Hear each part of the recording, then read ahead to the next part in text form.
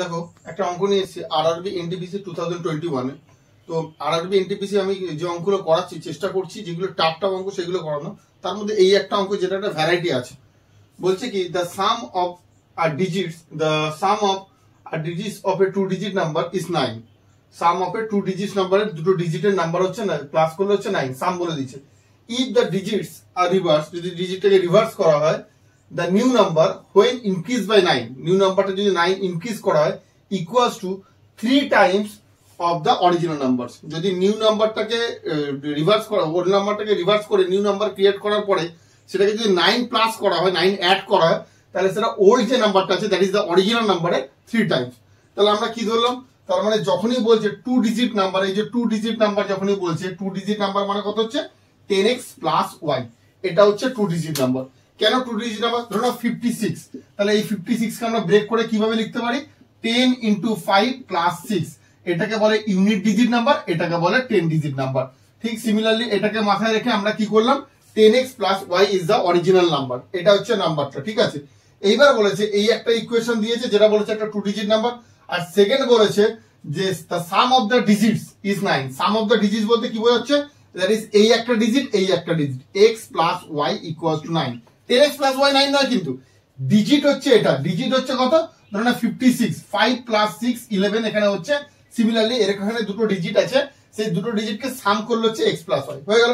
এইবার বলছে যখন এই ডিজিটটা রিভার্স হয়ে যাচ্ছে, এই জায়গাটা ম্যাক্সিমাম স্টুডেন্ট কি করে, এই জায়গাটা ম্যাক্সিমাম স্টুডেন্ট রিভার্স যখন ভাবছে তারা ভাবছে y plus 10x, না y plus 10x হলে কি দাঁড়িয়ে যাচ্ছে, এটা 10 ডিজিট এটা ইউনিট ডিজিট, ইউনিট ডিজিটের জায়গায় থাকবে 10 ডিজিট।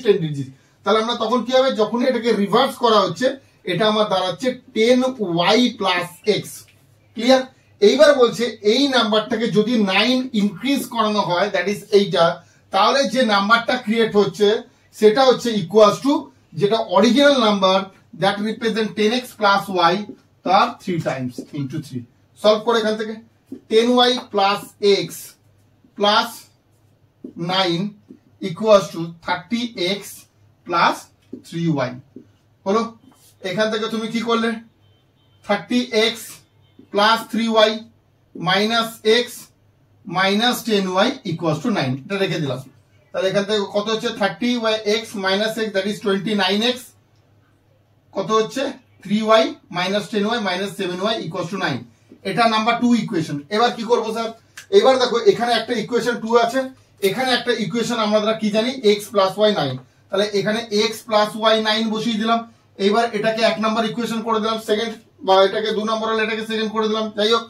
তো এবার কি করছি, এটাকে আমরা ইকুয়াল করছি, ইকুয়াল করার জন্য এটাকে কি করছি তোমার 7 দিয়ে মাল্টিপ্লাই করছি, 7 দিয়ে মাল্টিপ্লাই করে 7y টা কেটে যাবে, তাহলে এখানে একবারেই করে দিলাম 7x প্লাস 7y ইনটু 7 9 যা 63, মানে 7 দিয়ে এইটাকে আমি পুরো মাল্টিপ্লাই করলাম। ক্লিয়ার? এবার এখান থেকে কারণ কি ইকুয়াল করছি তাহলে একটা কেটে যাবে, এটা কাটছে 29 প্লাস 7 মানে 36x, that represents 72, x equals to তোমার 2 বেরিয়ে গেল।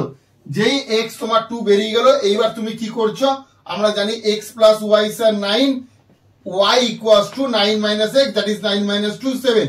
চেয়েছে find the original number মানে 10x plus y, x এর ভ্যালু তখন বেরোলো তোমার 2, 10 into 2 plus 7 27, this is the answer।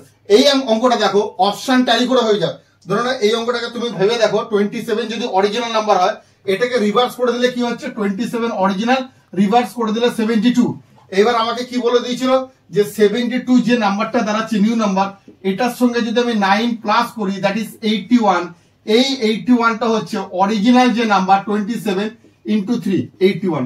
তুমি অপশন ট্যালি করেও করতে পারো বা এমনি করতে পারো, খুব ভালো অঙ্ক, দেখে নাও।